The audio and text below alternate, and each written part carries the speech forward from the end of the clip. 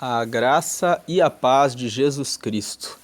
Seja bem-vindo a esse canal que compartilha leituras, estudos, meditações e reflexões com base nos capítulos da Bíblia.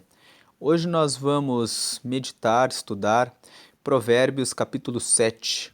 Provérbios capítulo 7, em poucas palavras, fala sobre a sabedoria e a sedução e mostra que é necessário vencer a sedução, né? Não se deixar levar pela sedução, pela tentação, né? Então, assim, poderíamos dizer que Provérbios 7 fala sobre lições poderosas sobre sedução e sobre sabedoria. Poderíamos dizer também que Provérbios 7 trata de evitar as armadilhas da sedução, né? Como evitar as armadilhas da sedução.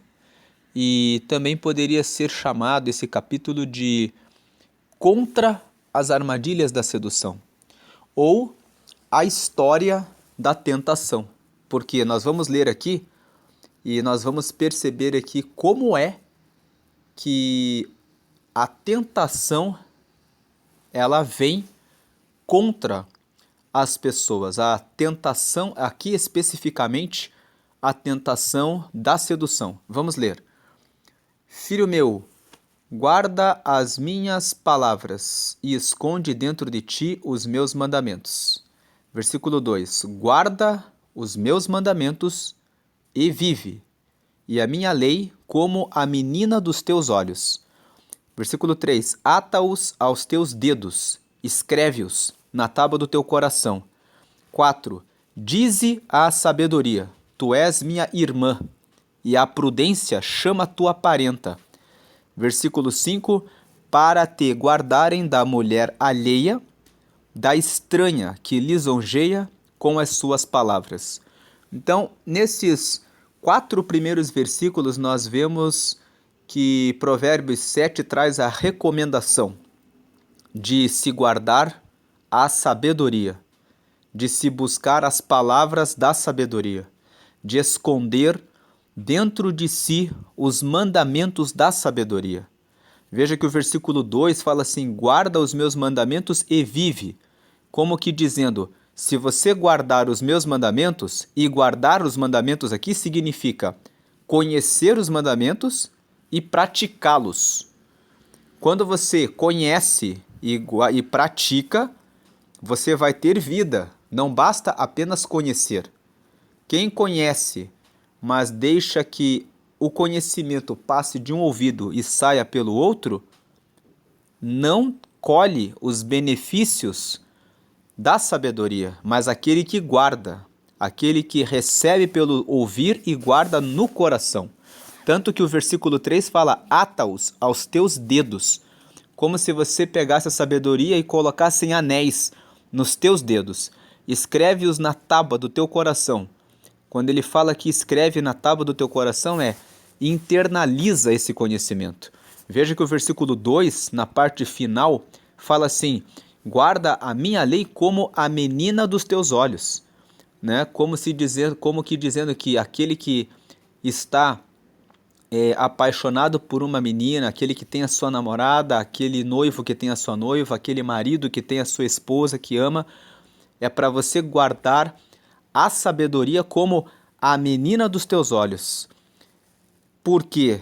Para te guardarem da mulher alheia, da estranha que lisonjeia com as suas palavras. Então, os primeiros versículos falam a respeito da sabedoria, que é necessário buscar sabedoria, buscar conhecimento, instrução, conselho, orientação, entendimento, inteligência, prudência, e todos esses conhecimentos precisam ser meditados, refletidos, conversados no meio das pessoas com quem você vive, para que todas as pessoas falem essa linguagem de quem está buscando sabedoria e conhecimento. Quando você tem uma pesquisa que mostra que você é a média das 5 pessoas com quem você mais anda. Então, aquelas pessoas que que fazem as coisas erradas, elas andam com pessoas que fazem coisas erradas. Aquelas pessoas que procuram ajudar em uma obra social, normalmente são pessoas que têm um relacionamento entre si. São pessoas que estão sempre no seu círculo social. Então, você é a média das 5 pessoas com quem você mais conversa, com quem você mais se relaciona. E é por isso que muitas vezes uma filha ou um filho fala assim: acontecia isso com meu pai, agora está acontecendo comigo também. Acontecia isso com a minha mãe, e daí a filha fala: está acontecendo comigo também. Muitas vezes, os resultados que você está colhendo e que repetem aquilo que aconteceu com seus pais é porque você vive nesse ambiente e você não fez uma ressignificação, não fez uma mudança de ambiente. Não houve uma análise a respeito dessa situação de fato, um estudo para apontar o que deveria ser modificado e um trabalho de prática de novos hábitos para realizar a mudança, e por isso as coisas se repetem.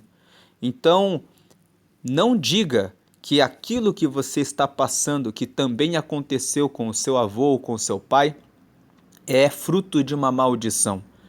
Você pode, pelo conhecimento, a notação do que acontece, conversa com pessoas que têm conhecimento para resolver essa situação, perguntar a essas pessoas quais são os hábitos que você tem que colocar no seu dia a dia para mudar essa realidade e praticar os novos hábitos.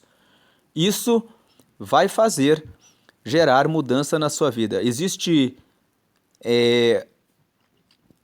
livros que falam a respeito do hábito, dizendo que um hábito pode levar de 21 a 66 dias para ser construído. Então, se você quer aprender uma nova língua, você deve, por exemplo, começar a ler todos os dias 5 minutos daquela nova língua.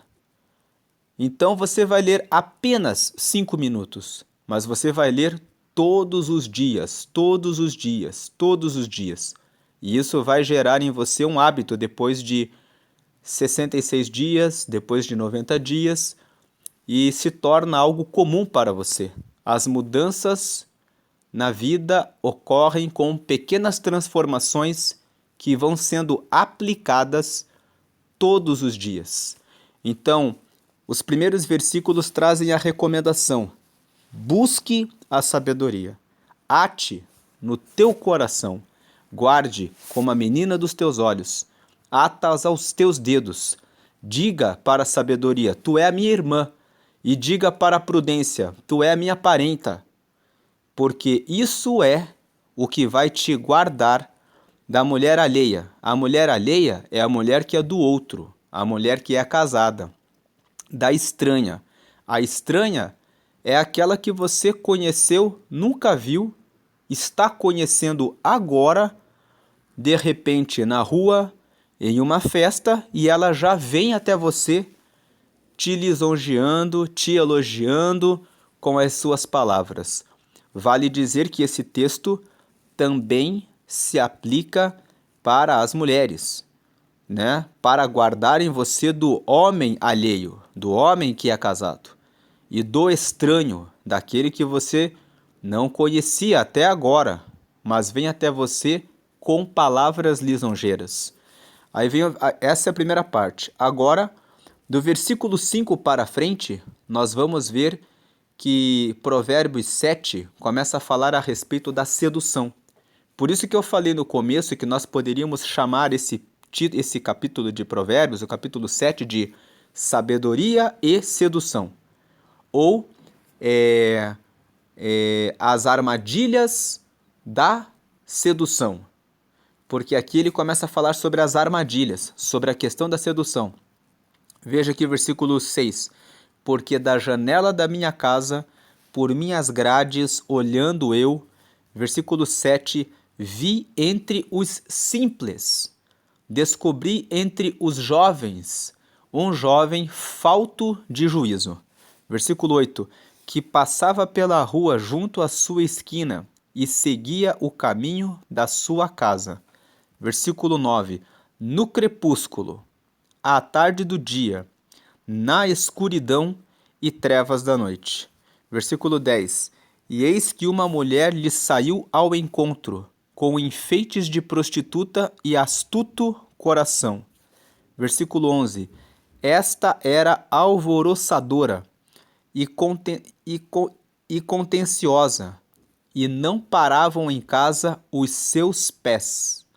Versículo 12, ora pelas ruas, ora pelas praças, espreitando por todos os cantos. Versículo 13, e aproximou-se dele e o beijou e esforçou o seu rosto e disse-lhe. Versículo 14, sacrifícios pacíficos tenho comigo. Hoje paguei os meus votos. 15, por isso saí ao teu encontro, a buscar diligentemente a tua face e te achei. Versículo 16, já cobri a minha cama com cobertas de tapeçaria, com obras lavradas com linho fino do Egito. Versículo 17, já perfumei o meu leito com mirra, aloés e canela. Versículo 18, vem, saciemo-nos de amores até pela manhã, alegremo-nos com amores. Versículo 19, porque o marido não está em casa, foi fazer uma jornada ao longe. Versículo 20, um saquitel de dinheiro levou na sua mão, só no dia marcado voltará a casa. Versículo 21, seduziu-o com a multidão das suas palavras, com as lisonjas dos seus lábios o persuadiu. Versículo 22, e ele segue-a logo como boi que vai ao matadouro, e como o louco ao castigo das prisões. Versículo 23, até que a flecha lhe atravesse o fígado, como a ave que se apressa para o laço e não sabe que ele está ali contra a sua vida. Versículo 24, agora, pois, filhos, dai-me ouvidos e estai atentos às palavras da minha boca. Versículo 25, não se desvie para os seus caminhos o teu coração, e não andes perdido nas suas veredas. Versículo 26, porque há muitos feridos derribou, e são muitíssimos os que por ela foram mortos. Versículo 27, caminhos de sepultura é a sua casa, os quais descem às câmaras da morte. Então, nós vemos aqui do versículo 6 até o versículo 27 de Provérbios 7, que existe uma descrição da forma como a sedução acontece. E Salomão aqui, que é o autor de Provérbios, ele começa no versículo 6, dizendo que ele estava na janela da casa dele, olhando pelas grades na rua. E aí ele fala assim, eu vi entre os simples. Quando ele fala que eu vi entre os simples, eu vi ali entre as pessoas que estavam passando ali, pessoas comuns, pessoas normais. Eu descobri entre as pessoas que estavam passando nas ruas que entre os jovens eu descobri um jovem que não tem juízo. Então, a primeira descrição aqui de Salomão é que o jovem que aceita a lisonja da mulher alheia, da mulher que já tem um marido, ele não tem juízo. Não tem juízo. E ele vem e fala aqui, ó, ele passava pela rua junto à sua esquina e seguia o caminho da sua casa. Ele estava indo para a casa dele, no crepúsculo, à tarde do dia, na escuridão e trevas da noite. Aqui, nesse versículo 9, nós podemos tirar uma aplicação espiritual, né? Nós podemos, quando nós estudamos a Bíblia, nós podemos estudar a Bíblia lendo ela no seu sentido histórico, nós lemos a história e tiramos algumas conclusões. Nós podemos ler ela no sentido literal, vamos lendo e vendo exatamente o que está escrito e aprendendo lições. E existe uma aplicação espiritual, quando nós lemos o texto e tiramos uma aplicação na vida espiritual. Vamos dizer aqui que esse jovem, ele era falto de juízo, ele passava na rua junto à sua esquina, seguindo o caminho para a sua casa, no crepúsculo à tarde do dia, na escuridão e trevas da noite.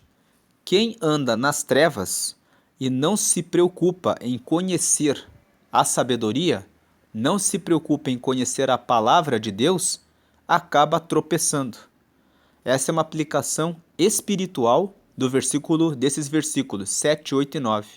Seja um jovem, seja também um homem, uma mulher, que busca o conhecimento da palavra, que busca sabedoria. Lá no Salmo 119 está escrito: lâmpada para os meus pés é a tua palavra. Então, se você tem o conhecimento da palavra, você tem a lâmpada que ilumina os teus pés. E o versículo, né, na parte final fala: e luz para os meus caminhos. A palavra de Deus é luz. Ela não deixa que você ande na escuridão, que você ande nas trevas. Ela ilumina os teus passos, ilumina os teus caminhos. Então, esse jovem aqui, ele estava indo para a casa dele, literalmente, era de noite, quando ele estava voltando para a casa dele. Mas o de noite revela aqui como é que a tentação vem contra nós. Ela sempre vem quando nós não estamos com clareza de propósito. Para que você possa seguir o caminho certo, você precisa ter bastante clareza daquilo que você quer. Para manter um casamento, tanto o marido quanto a mulher têm que ter clareza de que eu sou casado, eu sou casada. Eu decidi viver com essa pessoa. E eu assumi esse compromisso, eu tenho clareza de propósito.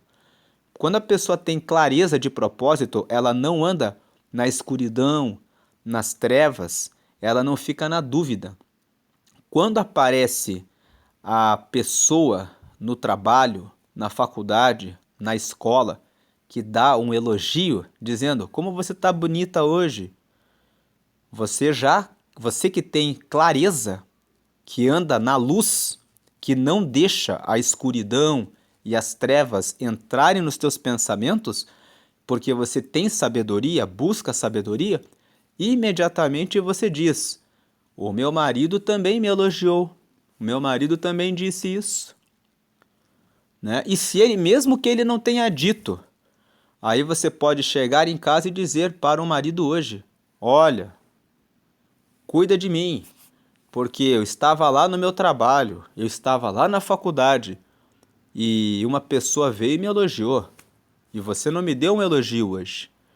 Converse sobre isso com o seu cônjuge, com o seu marido, com a sua esposa, para que com o seu noivo, com a sua noiva, se você está namorando com uma pessoa e você vê que a pessoa aceita facilmente o elogio de outras pessoas do sexo oposto, fica muito contente, muito alegre com isso, tome cautela, porque as pessoas não podem ser dependentes do elogio, dos elogios das outras pessoas. É necessário que todas as pessoas entendam que elas são a imagem e semelhança de Deus. Gênesis capítulo 1, versículo 26, fala isso. Então, você precisa ter autoconfiança, saber que você é a imagem de Deus e por esse motivo você tem o seu valor. E você não pode depender do elogio das outras pessoas para que você não seja uma pessoa vulnerável. O que é uma pessoa vulnerável? É uma pessoa que é frágil, porque pessoas assim se envolvem com uma pessoa hoje e porque elas foram elogiadas, receberam uma palavra positiva, receberam um abraço, receberam uma atenção especial e ficam com essa pessoa por um tempo, mas depois, amanhã, vem uma outra pessoa que traz um elogio que toca mais conforme as necessidades dela naquele dia. E daí ela fala assim: ah, essa pessoa que falou isso pra mim, que a outra nunca me falou. E aí ela cai. Então, pessoas que são dependentes emocionalmente de elogios das outras pessoas não têm clareza de que são elas mesmas pessoas de valor, que são a imagem e semelhança de Deus, têm dificuldades de manter um relacionamento porque ficam sempre dependentes. Dentro de um casamento, muitas vezes, questões do trabalho, questões de responsabilidades fazem os cônjuges, tanto os maridos quanto as mulheres, de se esquecerem de trazer aquele elogio, de trazer aquela palavra amiga que mantém o relacionamento. Por isso, você que é marido, você que é esposa, por mais que o seu dia tenha sido tribuloso, com dificuldades, com problemas, por mais que os filhos não tenham ido tão bem numa prova ou não tenham sido tão educados quanto você esperava ou não tenham correspondido àquilo que vocês esperavam, é necessário guardar um tempo de comunhão, intimidade, amizade, nem que seja ali nos momentos antes de dormir. Falar, conversar, ter, né, essa comunhão e também manter a intimidade do casal. Paulo fala sobre isso no capítulo 7 da carta que ele escreveu para a igreja de Corinto. A igreja de Corinto, que ficava ali na Grécia, era uma igreja que tinha muitos pecados sexuais. E eles fizeram muitas perguntas para Paulo a respeito desses assuntos. E Paulo, no capítulo 7 da primeira carta aos Coríntios, responde dizendo que o marido pague à esposa o que lhe é devido, e a mulher também pague ao marido o que lhe é devido. E ele fala assim: não se abstenham da intimidade, a não ser por um período com o propósito de buscarem a Deus, e depois voltem à intimidade, para que não sejam tentados. Então, é preciso cuidar de elogiar o seu cônjuge, manter o seu bom relacionamento e entender que isso é uma parte importante. Aquilo que você fazia na fase do namoro, você precisa continuar a fazer sempre após o casamento. Muitas pessoas dizem que o casamento é ruim. Na verdade, as pessoas tornam o casamento ruim, porque elas deixam de levar tudo o que faziam na fase do namoro na fase do casamento. Se você pensar que o casamento é um namoro eterno, só com uma diferença de que vocês precisam ajustar algumas coisas a mais relacionadas à organização da casa, ao cuidado dos filhos, e que os filhos têm o tempo próprio para eles e o casal tem o momento próprio para si, não haverá problemas no casamento. Pessoas que entendem o casamento dessa forma sentem-se felizes e realizadas no casamento, porque entendem que estão num namoro eterno, compartilhando tudo o que existe de bom no namoro com algumas atribuições que dividem, que trabalham em conjunto, como uma equipe, como uma unidade.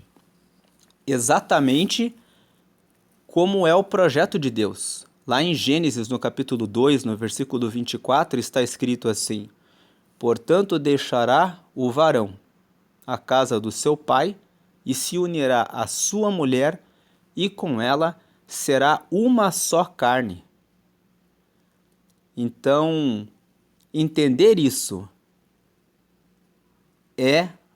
que são as palavras de Deus, trazem iluminação para que as pessoas não fiquem vulneráveis, frágeis a elogios baratos de pessoas que só pensam em cometer o adultério e em destruir a vida das outras pessoas. Então aqui vem, aí no versículo 10 ele fala assim: eu vi uma mulher que saiu ao encontro dele, e ela veio como? Com enfeites de prostituta e astuto coração. Essas pessoas, quando lançam elogio, elas já estão com má intenção. Elas já estão pensando: quero apenas ter um dia, passar um tempo com essa pessoa. Quero atender o meu interesse. Então, essas pessoas, veja que essa mulher ela veio com enfeites de prostituta. Ela veio de uma forma sensual, de uma forma sedutora, veio com perfumes. Nós já fizemos a leitura do texto e vimos que quando ela vai conversar com ele, ela fala: eu já perfumei a minha cama com mirra, com aloés, com canela. Ela fala isso. E ela fala aqui, ó: esta era alvoroçadora e contenciosa, e não paravam em casa os seus pés. Então veja, é uma pessoa que já ficava, ó, veja o versículo 12, ora pelas ruas, ora pelas praças, espreitando por todos os cantos. Então veja, pessoas que não têm estabilidade emocional, pessoas que não conseguem parar quieta em um lugar, mas que estão sempre buscando alguma coisa, estão sempre procurando uma nova aventura, algo novo para fazer o tempo todo. Não se cansam disso. Aproximou-se dele e o beijou e esforçou o seu rosto. Então veja que tem muitas pessoas que não respeitam a privacidade das outras pessoas. Elas chegam atacando as suas vítimas. Elas miram na vítima e elas chegam já colocando a mão, já querendo lançar um beijo. É necessário que você que quer se afastar desses tipos de ataque, é necessário ser muito assertivo. É necessário ser muito assertivo, né? Pegar as duas mãos e empurrar a pessoa, se for o caso. Empurrar e dizer: aqui não. Me respeita. Eu não tenho nada com você. É necessário tomar esse tipo de atitude para que você possa se preservar e se proteger de pessoas assim. Porque se você não toma esse tipo de atitude que é ríspida e direta, a pessoa pensa que pode continuar, pode avançar na sua sedução. Existem homens que chegam em mulheres que caminham pelas ruas, colocam a mão e dizem: você é muito bonita, e começam a elogiar, e se a pessoa não dá um empurrão e diz: saia daqui, eles prosseguem. Existem pessoas que dizem: enquanto a pessoa não te empurrar, não falar para você de maneira declarada que não está gostando daquilo, continue porque ela está gostando. Existem pessoas que fazem esses discursos. Não. O fato de uma pessoa não dizer a você de maneira direta que ela não está gostando, não significa que ela está gostando.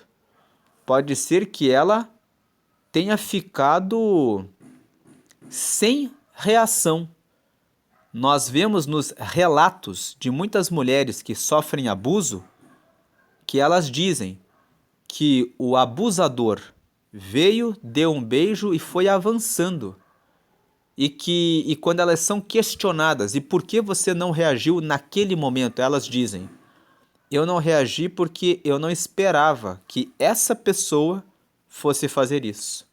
Eu fiquei chocada com aquela situação. É o que elas dizem nos relatos delas.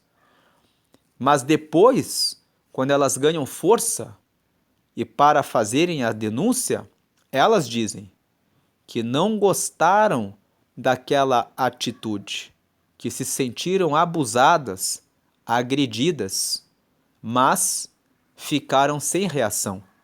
Então, é preciso reagir de maneira direta, empurrar e dizer: eu não tenho nada com isso. No livro de Gênesis, a Bíblia fala sobre a sedução que um homem passou, José, o filho de Jacó, trabalhava na casa de um egípcio chamado Potifar. Potifar deu a José a confiança sobre toda a casa, colocou-o como chefe de tudo. E um dia a esposa de Potifar tentou seduzir José. Aguardou que ele estava em um quarto da casa e o agarrou. E o relato bíblico diz que José disse a ela: tudo o seu marido me confiou. Só você. Ele negou, porque José era justo. E a Bíblia fala que, em insistindo ela em seduzi-lo, ele fugiu. E a sua roupa ficou presa nas mãos da mulher, que depois o acusou de ter tentado seduzi-la. Por essa razão, José foi lançado na prisão. Mas José fugiu da situação. Então, quando você passa por uma situação de sedução, alguém te lança um elogio com uma segunda intenção, é necessário dizer: a minha esposa já percebeu, o meu esposo já notou, ele já falou, ela já falou, porque isso corta a força daquele elogio que vem com segunda intenção, com o propósito de gerar um espaço para a sedução. Se você nunca viu uma pessoa estar caminhando na rua e a pessoa começa a lançar esses tipos de ataques, normalmente vem da parte dos homens em direção às mulheres, é preciso empurrar e dizer: não, eu não tenho nada com isso. Veja, aqui nesse texto, essa mulher aqui, ela foi mais ousada. O versículo 13, vou colocar aqui em cima, fala ó, que ela aproximou-se dele e o beijou e esforçou o seu rosto. Ou seja, essa mulher aqui estava realmente disposta a atacar o jovem, né? Chegou ali, aproximou-se dele, já deu um beijo, esforçou o rosto e disse para ele. Veja o que ela disse para ele, versículo 14: sacrifícios pacíficos tenho comigo, hoje paguei os meus votos. Né? Veja, ela fala sacrifícios pacíficos. Tem uma outra versão da Bíblia que fala ofertas pacíficas tenho comigo. O que ela está dizendo? Eu já fui na igreja, eu já fiz as ofertas ao Senhor, eu já paguei os meus votos. Em outras palavras, eu sou da igreja, eu sou uma pessoa boa. Veja que a sedução, com o propósito de satisfazer a sua malícia, a sua lascívia, é capaz de se disfarçar até dentro da igreja. A pessoa pode estar na igreja, dizer que é honesta, dizer que é honesto, que é um líder, até mesmo dizer que é um líder de algum grupo, de alguma coisa, e ser uma dessas pessoas que não respeita a fidelidade no casamento, que se entrega ao uso de artifícios para a sedução. Veja que a mulher aqui falou isso para ele. Ela forçou o rosto dele e falou, beijou, forçou o rosto e falou: eu já paguei os meus votos, eu estou limpa. Versículo 15: por isso saí ao teu encontro, a buscar diligentemente a tua face e te achei. Veja que aqui tem esse advérbio, a buscar diligentemente. Então, a mulher sedutora, o homem sedutor, a mulher imoral, o homem imoral, eles ficam à caça, consideram que as outras pessoas são como pedaços de carne, que eles escolhem a dedo, que eles procuram diligentemente para atacar. Veja o versículo 16: eu já cobri a minha cama com cobertas de tapeçaria, com obras lavradas com linho fino do Egito. Veja, coloquei as melhores roupas de cama. Versículo 17: perfumei o meu leito com mirra, aloés e canela, com perfume. Né? E aí vem o convite, aí vem o bote. Saciemo-nos de amores até pela manhã, vamos passar a noite inteira juntos, alegremo-nos com amores, porque o marido não está em casa, foi fazer uma jornada ao longe. Um saquitel de dinheiro levou na sua mão, só no dia marcado voltará a casa. Aí o versículo 21, seduziu de que forma? Com a multidão das suas palavras. Veja, o versículo 21 fala multidão das suas palavras. Por isso que quando a pessoa começa no primeiro elogio, você já precisa realizar o corte.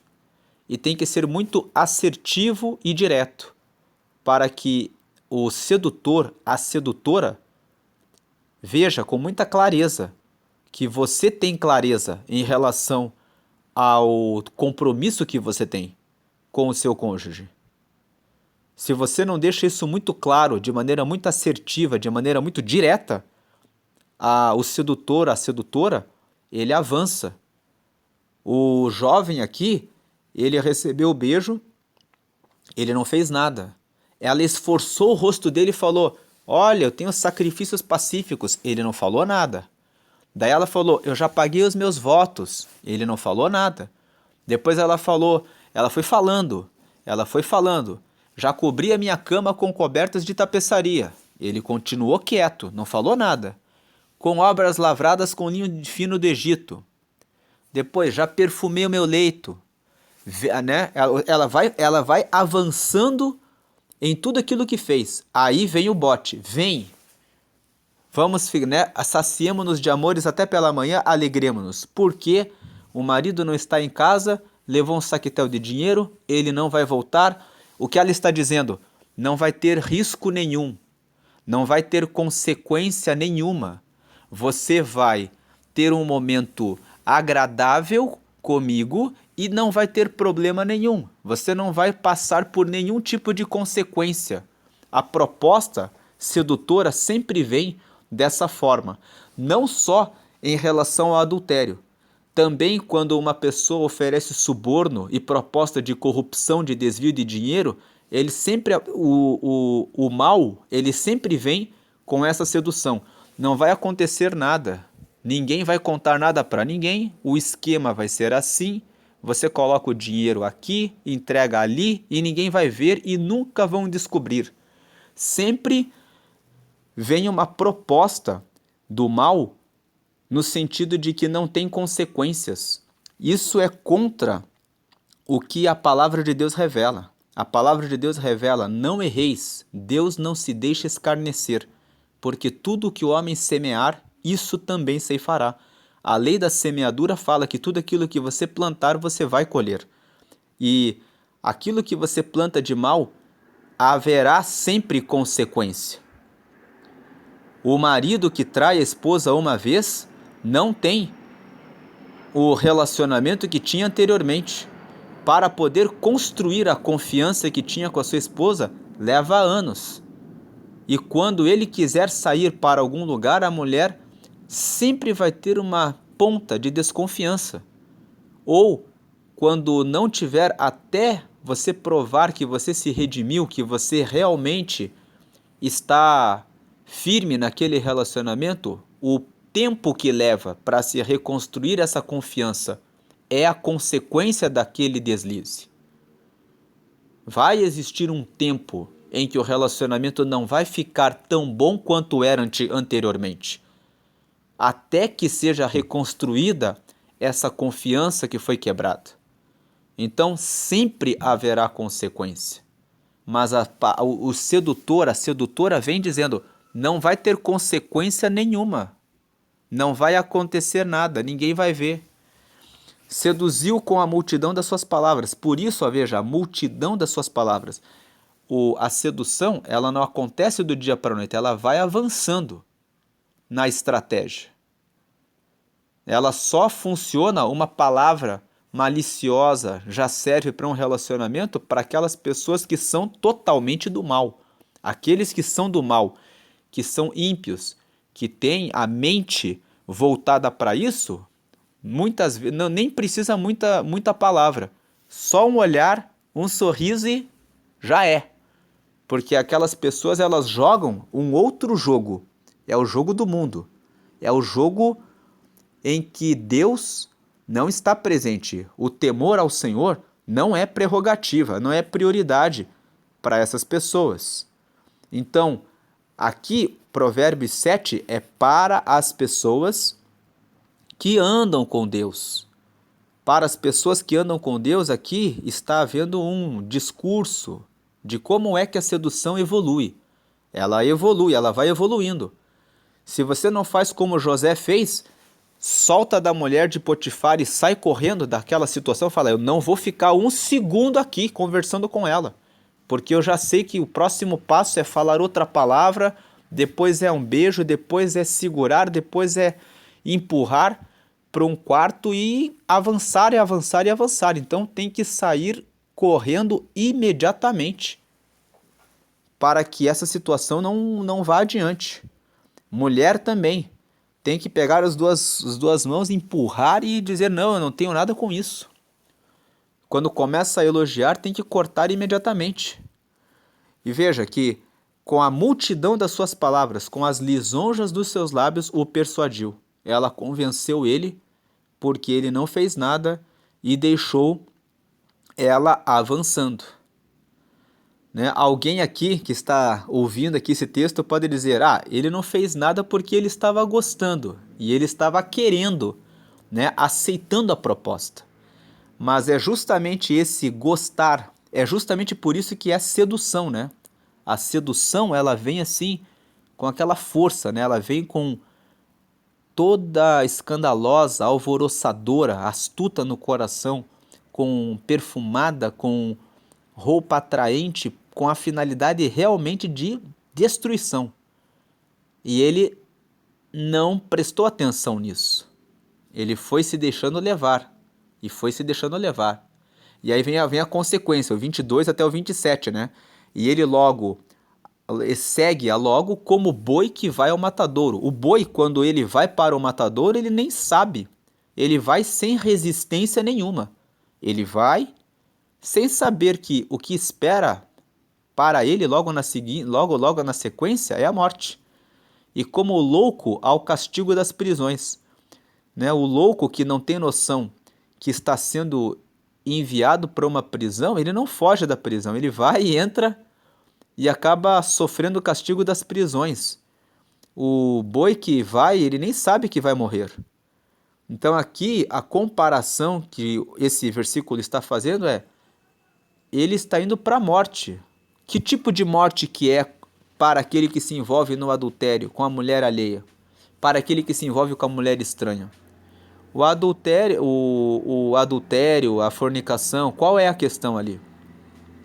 É a depravação moral. Aquele que sai com uma pessoa hoje sem assumir um compromisso, amanhã sai com uma outra pessoa e também não assume um compromisso, vai adquirindo um hábito de fazer isso, de ver pessoas como se fossem pedaços de carne, como se fossem apenas um animal. para se satisfazer um desejo carnal, sem que exista nenhuma necessidade de formação de família, organização, de uma casa, de estabelecimento de um relacionamento duradouro. Pessoas que se envolvem com isso, depois têm dificuldades de manter um relacionamento em fidelidade. E daí ele vem e fala, até que a flecha lhe atravesse o fígado, como a ave que se apressa para o laço e não sabe que ele está ali contra a sua vida. Quando ele fala até que a flecha lhe atravesse o fígado, a flecha ela atravessa e fica ali. Então a pessoa fica com aquela ferida, fica com aquela marca da iniquidade. Tem algumas pessoas que até passam pela seguinte situação. São casadas, sentem-se atraídas por uma certa pessoa, caem com essa pessoa. E depois, quando voltam para o relacionamento, ficam sempre dizendo que fica na memória aquilo que tiveram com aquela outra pessoa. E que passam a ter uma dificuldade muito grande de ter um relacionamento como era anteriormente. Porque cederam à sedução. Porque se deixaram levar pela sedução. E depois ficam com dificuldades de manter o compromisso no casamento. Isso impacta nos filhos, impacta no relacionamento, impacta para aqueles que têm filhos na moral dos filhos. Os filhos olham, esperam o amor do pai pela mãe, da mãe pelo pai, a construção de uma família feliz, e depois vem famílias desestruturadas, vêm situações em que o pai e a mãe estão tristes em razão da infidelidade do outro. E muitos filhos passam até a desenvolver desvios em relação à vida sentimental. Passam a ter relacionamentos promíscuos com várias pessoas porque dizem, o meu pai é assim, a minha mãe é assim. Então, se o meu pai é assim, eu vou fazer a mesma coisa. Então, essa consequência de o risco de se ter filhos que vão reproduzir esse tipo de comportamento e que vão multiplicar uma destruição na vida emocional e sentimental de outras pessoas, é uma flecha, é uma morte que a sedução provoca. São as consequências que a queda na sedução pode gerar em uma família e dentro da sociedade. Até muitas pessoas dizem hoje, eu não quero ter relacionamento de casamento com ninguém porque não há como se confiar em ninguém atualmente. As pessoas têm muitas vezes um pessimismo muito grande diante das experiências que passaram ao longo da vida delas. Dependendo dos ambientes que elas frequentaram, elas não tiveram oportunidade de conhecer os ambientes onde as pessoas têm um comprometimento com Deus. Muitas vezes elas não acreditam nisso. Então, esse não acreditar é um efeito um reflexo desse tipo de sedução, que alguém ali perto dele caiu, se envolveu e que afetou aquele jovem, aquele adolescente de maneira direta. Daí vem o versículo 24, agora, né? O agora aqui agora que vocês viram tudo isso que eu falei, né? O escritor aqui, Salomão, diz assim, agora pois, filhos, dai-me ouvidos, agora que vocês perceberam tudo isso que eu falei, tudo isso que pode gerar de destruição na vida de uma pessoa, que a pessoa vai como um boi para o matadouro, que a pessoa vai como um louco, vai para o castigo das prisões, que a pessoa recebe depois uma flecha que lhe atravessa o fígado, que isso é como um pássaro, uma ave que está indo para dentro de uma arapuca e não se dá conta que o laço já está para ser puxado e ela ficar presa, escrava daquele desejo. Sem contar que Quando você cede uma vez a uma situação dessas, você vai se tornando fraco para resistir a esse tipo de tentação. A tentação do adultério, a tentação da prostituição, a tentação depois leva para a pornografia, depois vai a tentação da lascívia, a tentação de depois praticar essas mesmas obras em relação às outras pessoas. Como tem um salmo que diz assim: um abismo chama outro abismo. Então, quando você cai numa situação dessas de sedução, fornicação, adultério, prostituição, você entra num abismo que chama outro abismo. Algumas pessoas dizem: eu fiz isso uma vez, e aí depois não parou mais de vir novos casos, novas situações, novas pessoas, novos relacionamentos, e quando elas vêm, elas estão sem condições, sem estrutura emocional para manter um casamento. Então, ele fala: agora, pois, filhos, dai-me ouvidos, e estai atentos às palavras da minha boca. Versículo 25: não se desvie para os seus caminhos o teu coração. Não olhe para pessoas que fazem isso como se isso fosse ótimo. Não ande com pessoas que fazem isso, porque elas vão querer influenciar você as mesmas práticas, né? E não andes perdido nas suas veredas. Não andes, né, no caminho dessas pessoas. Veja que Salomão fala aqui no versículo 25: não andes perdido nas suas veredas, né? Ou seja, mais uma vez, tenha clareza a respeito do que está acontecendo. Tenha clareza das coisas. Versículo 26: porque há muitos feridos derribou. Então ele fala: muitos dos que estão feridos hoje, esses feridos são essas pessoas que falam: eu não acredito no casamento. Já me decepcionei demais. Eu sei que aquela pessoa me decepcionou. Você, quando fez o recrutamento, a seleção, a escolha, chegou a pensar quem você estava recrutando? Porque essa pessoa que gosta de sair com todo mundo também vai gostar de passar por você e sair depois e continuar saindo com todo mundo. E aí depois amanhã, você sabe se tem estrutura para suportar a dor e a ferida do relacionamento que vem e logo termina?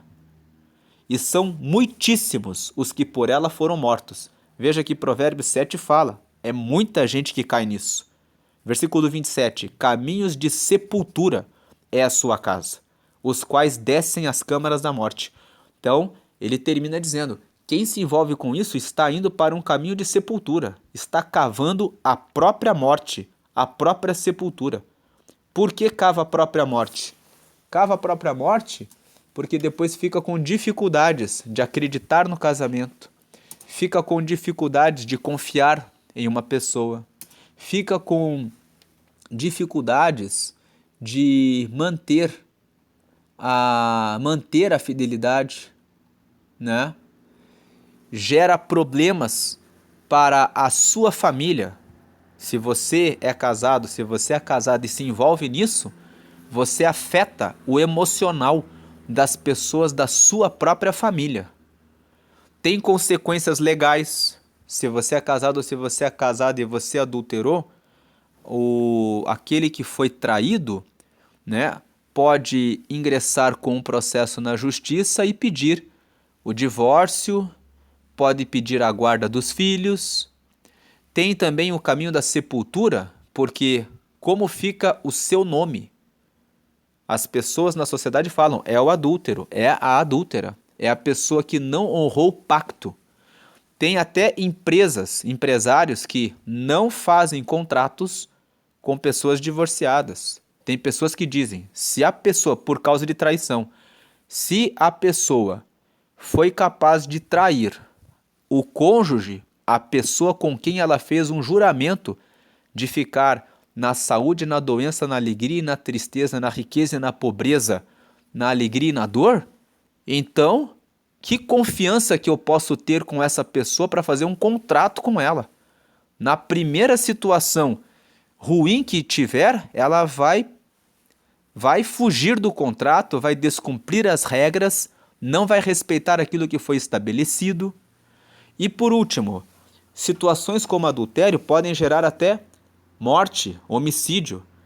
Nós já lemos aqui no capítulo 6, né, de Provérbios, na parte final ali, ó, que o último versículo, que o 35, fala que, ó, o versículo 32, 33, 34 e 35 falam aqui, ó, o que adultera com uma mulher é falto de entendimento, destrói a sua alma o que tal faz, destrói a própria alma, porque ele fica com problema, fica com um desvio moral, né, a respeito da vida.